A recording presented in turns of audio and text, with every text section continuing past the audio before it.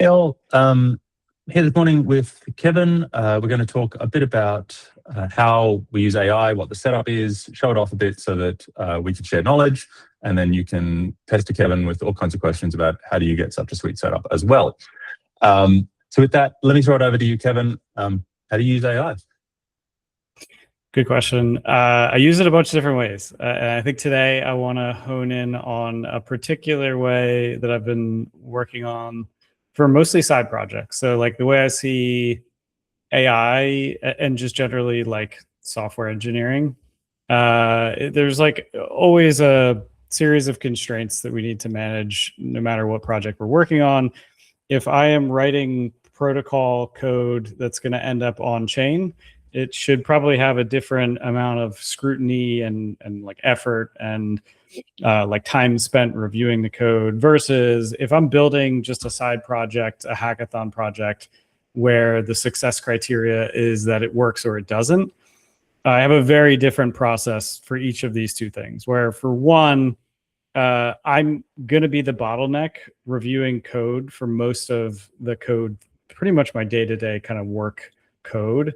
I just have this much higher bar of like quality, of like code cleanliness, of just making sure that like I'm not yeeting slop into work repos. Whereas like side projects, the faster I get something done, like the better. And a lot of times the constraint is more around like parallelizing many agents to be working as fast as possible in a way that they're not blocking each other, in a way that you can kind of like take any given feature, any product plan that you want to build and like try to produce it as fast as possible, where the constraints can start to just be more like how many tokens you want to throw at this side project. So I've been developing this project called Aiur. I'll go ahead and share my screen.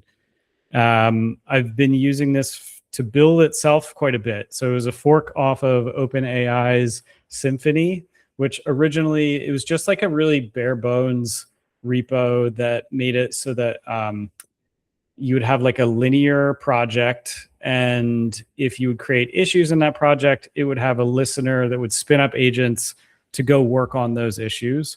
So I like forked it and just added a ton of stuff to it. It supports linear and GitHub issues, Claude and Codex, like subscription, non-subscription. And I'll give like kind of a brief high level about it. I have this running. I'll go over to it in a sec, but this is like a useful animation to get an idea of what you look at in the terminal.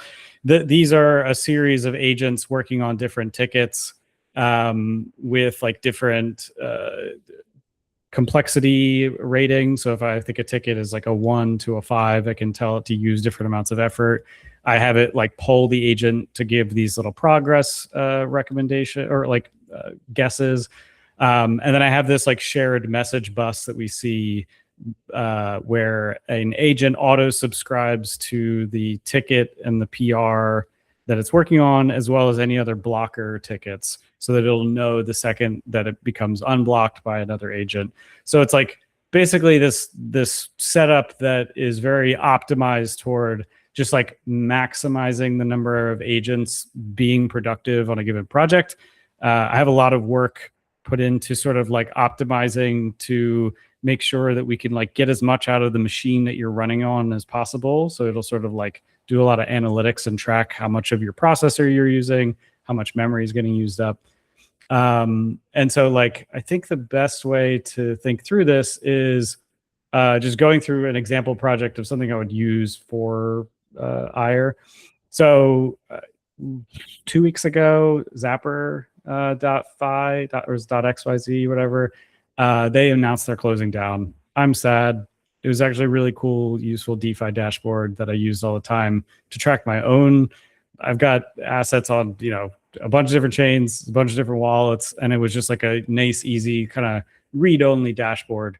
So I want to make a version of that that's catered to me, my needs, that I can just like spin up.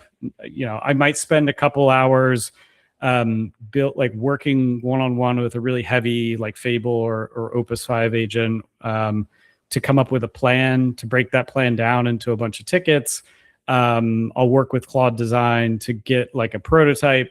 So this is like a prototype that I built of kind of what I want to build, or essentially what I'm imagining, right? So if I go, it's just basically like a DeFi dashboard. Maybe there's a premium feature that lets you see your history. One thing that a limitation of Zapper was, it was really just like a snapshot of what you currently have.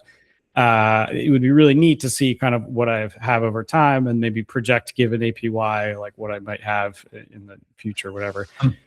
So just jumping in there, you yeah, mentioned some design and plans, and then you said use Claude Design as well. So you're flicking between some different tooling here. Yes. Yeah. So I find Claude Design to still at the moment be like my current like meta or like most effective tactic available for prototyping a quick UI, especially because it builds the actual code for it in React or Vite or whatever it is. And so you can like really fine tune it, have it like understand very intuitively what it's building. I found that you have to really like push Claude and Codex CLIs. You have to like Oh, we just lost your sound, I think. Oh, sorry. Yep, I muted. I was just saying, I find that like the Claude and Codex CLIs, you have to set up a bunch of skills in order for them to even see what's going on in the browser. Whereas Claude Design, I find it to be much faster to kind of like prototype flow. Has that been your experience? Yeah, I must admit I haven't used Claude Design. I kept kind of meaning to, but I don't do a lot of design. Yeah, I should play with it with some of my it. personal stuff, actually. Yeah, it's basically the same experience that you get with CLI. It's just so much faster at like go, make these changes and it'll kind of understand intuitively what that looks like. So whatever, we have this example. It's built into the Claude app, isn't it? Or is it a separate app? It is. Yep. Yeah, you have to do it from the browser, not I don't know if the desktop app actually lets you get to that page. I know the mobile app does not, but if you go to claude.ai/design, that'll let you work from there. So we have this like basically this idea of a prototype of a project. You can have many wallets. You can see which protocols you have in there. I have it using Actions SDK and like the providers, the DeFi providers that we supported there, which is like Aerodrome, Uniswap, Morpho, Aave. And we have this like high level prototype. So the next thing I would do, what I did for this project was, let's go over and look at this UI that I built for Aiur. So this is an instance of Aiur that I have running. I'll eventually get to the like where this is running in the CLI, but I built this kind of useful visualization to see kind of like, here's all the agents that are running at the moment. Right now, I just have 3 kind of starting this project out. We have this agent that's like made it to 80% on the first ticket. This one's probably yelling at me because it's blocked by the first ticket. So I built in this concept of like issuing commands. I find, especially when you're running many different parallel agents, you can visually use Aiur to have an open code pane, like a tmux pane, with the full conversation with every agent. But there will be kind of important decisions that fall through the cracks. And I've had that experience enough times that I built that as kind of like a first class feature here, which is like, we go over to the command page, the configured GitHub token cannot push the committed workflow, etc. So it's like this one is fully blocked because there's an actual GitHub permissions issue. So I now know to like go over and unblock that.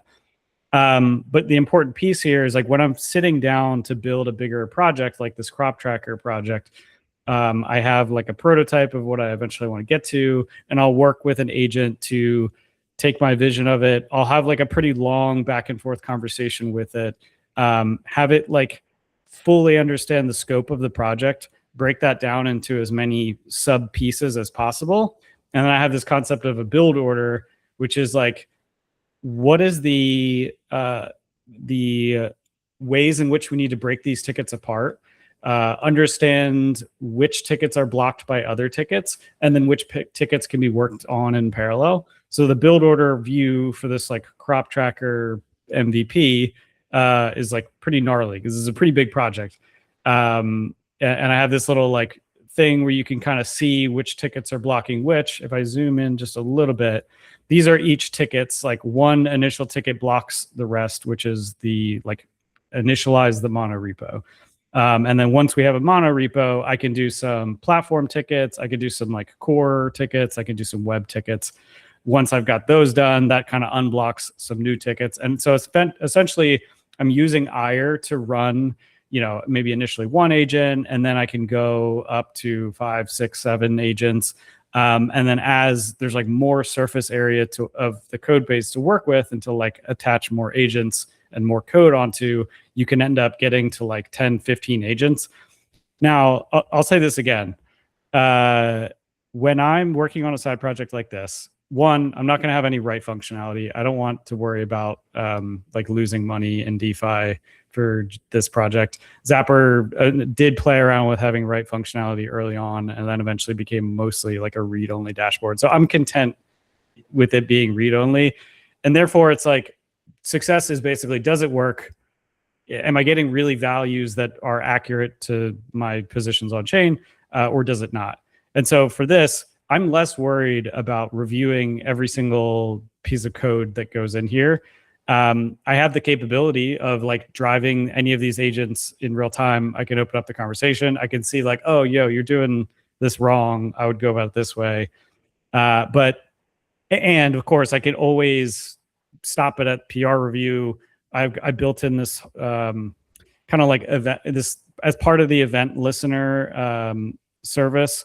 It will, once it puts up the PR, the agent pauses instead of like wasting any kind of tokens. If I comment on it, I, as a code owner on the repo, have the ability to leave comments that will automatically spin that agent back up and have it address whatever comments, leave a response, and then like spin back down. And so it's like my overall approach in building this, I'm just generally thinking of like, what are the things that I can optimize toward getting more agents running in parallel to be able to get to kind of a final finished product more quickly? And like, what are the constraints I'm running into? How can I try to hit the limits of those constraints? And then just like working backwards from there, just like I'm using Aiur constantly to like run Aiur and build new features into Aiur. And of course, like, people are welcome to try this. It's like my little nerd side project. The one thing I would just generally recommend is now is a really cool time to mix up your workflow. Like I would encourage people to, I think when AI was first becoming useful, I was still in the very like, you know, one thing at a time, only focusing on like one ticket with manually having to like go open up the pull request and then like go tell it like, hey, I left a comment. Can you go look at that? And eventually I've gotten just like, I've having done those processes enough times, it's important to kind of self-reflect now, think through what are the processes that you're constantly doing that are like pretty manual and can easily be automated, and then just try to figure out what automating that looks like. Sometimes it can just be a skill that you write. Sometimes it's like a script that you can write. Or if you want to use something that's more like involved, you could use something like this. There's plenty other orchestration like agent environments and stuff. I wanted to build one that was like something I can kind of own and like work with and build on top of. But I think now is just like a really cool time for people to think through what's the thing that's slowing them down and what's the thing that could be sped up in their process, and just like tinkering around with it. So I'll get off my soapbox. No, I think that's a really good point. And one of the things that I think we need to consider when we're working, like you talked about, you want to review everything, you want to be really careful when it's in the protocol, and these side projects, you can just kind of go and worry about it less. I think it's really useful to consider where we need to land in each piece of work we do, even within our day jobs, because there are a bunch of tools that we don't create because they would take too much time, but that aren't actually safety critical. So I built a dashboard that keeps track of my PRs, and I know what I'm doing. When you throw a bunch of AI at generating things and you're waiting on CI or waiting on other stuff, you can do something else. And I just wind up losing track of it all. That I've never read the code. I don't need to read the code. Yeah. there's no risk there. It's really simple and straightforward. And so it's a really great place to experiment and throw things like this. I mean, it's probably not big enough for that kind of scale, but it is really useful to play with things and realize what level of discipline and safety you need for the work you're doing. And yes, keep it high. Don't get lazy. We need discipline, but there are a ton of places where we can experiment and learn. And it is a really valuable thing to do that experimentation and learning, just because some of it then echoes back in the way you use AI for the more safety critical things, even when you then do review all of the code afterwards anyway. Yeah. Yeah. I think it's just like such a neat time to rethink what it means to be a software engineer. I think the bearish take is like, oh no, like AI is taking away our ability to be software engineers in the way that we're used to. I think the kind of like more optimistic, bullish take is like, it's giving us the ability to take a step back and like go meta with the process that we've been doing, with the like skill set that we've been learning throughout our entire career. If our jobs as software engineers is to like automate a business process, we now have like a really interesting time where we have the ability to like automate the business process of automating business processes. It's like we get to think about like, okay, what is actually my day-to-day step to go from like an idea of a project to completion? What are all of the individual steps within that? Which of those can be automated and which of those really need my full attention?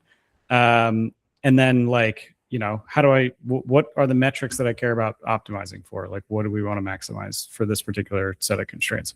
So I don't know. I'm nerding out on it, having a good time. I'm excited to hear about other people's projects and their setups.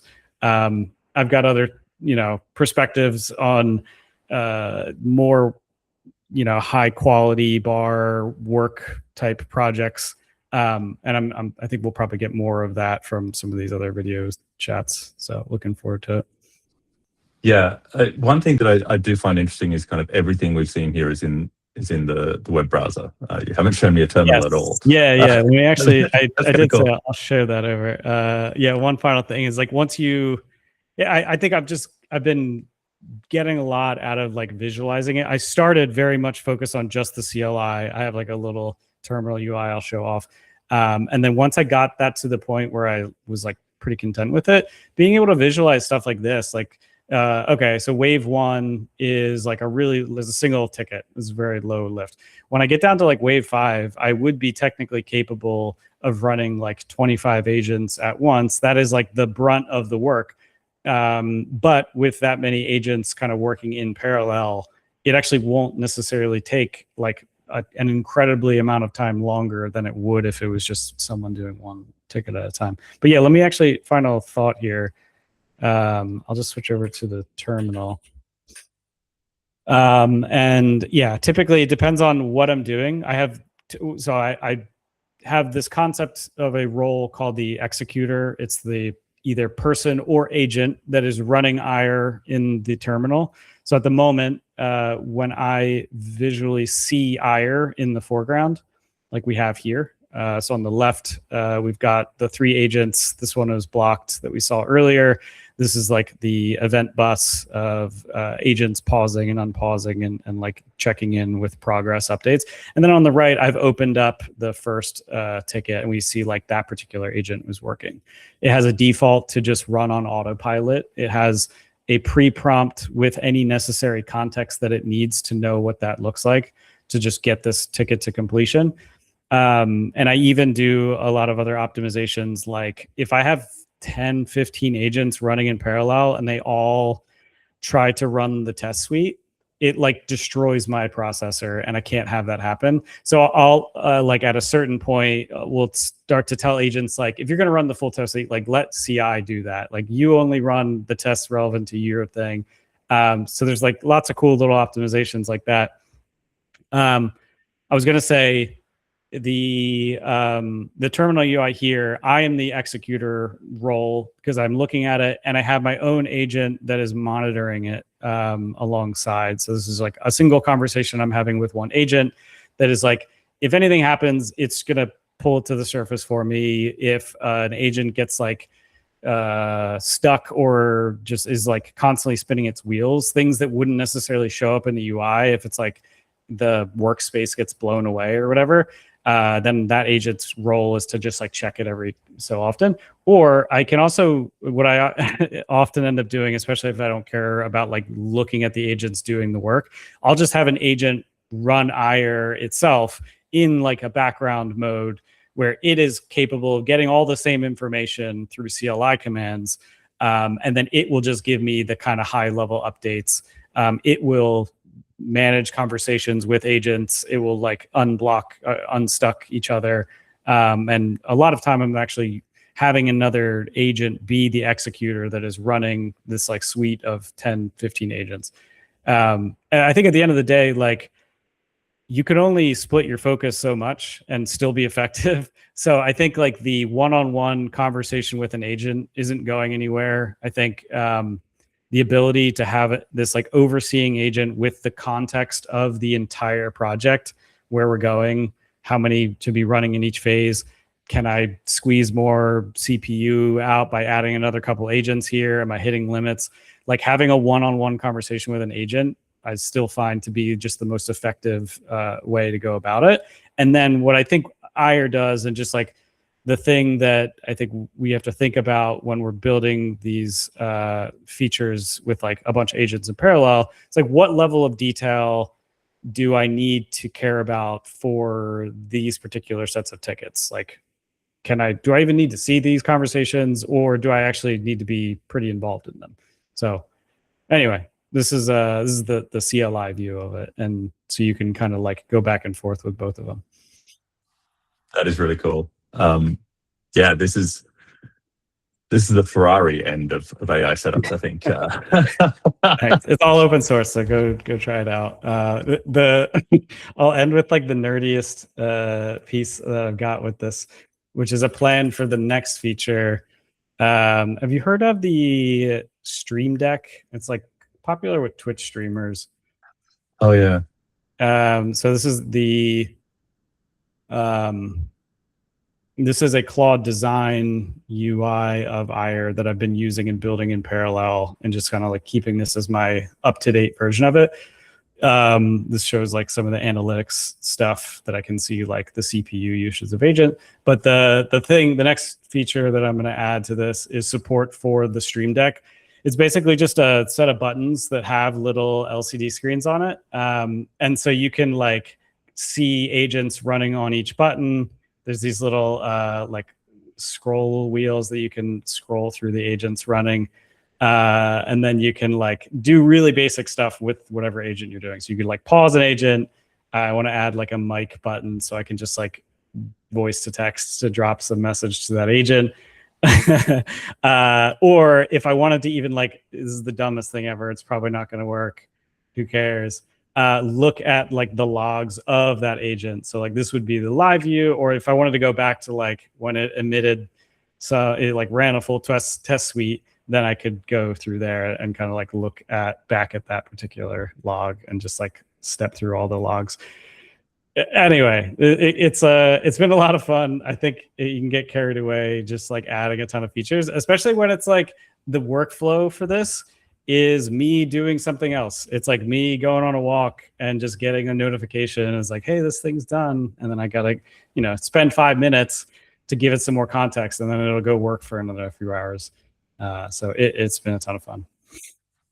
Yeah, I think that's one of the things I'm seeing is development can be a lot of fun again. Totally. Yeah, and that's cool. Again, we talked about that balance of when it's serious, when it's fun. The budgeting team would probably like us to mention how much you're using your own personal thing for a lot of these sides. 100% my own. Yeah. Yeah. I mean, I paid the subs for both Claude and Codex to get to maximize the value of it. Yeah, I mean, you don't have to go that far. We've got credits, and there are definitely things that in our work are genuinely useful as well. So, yeah. Awesome. Thank you so much for your time. Kevin will be in San Diego. Hit him up, get a demo in person, ask how to use it, and really pick his brain. This is just fantastic. Thanks for your time. Cool. Appreciate it, Adrian. Thanks.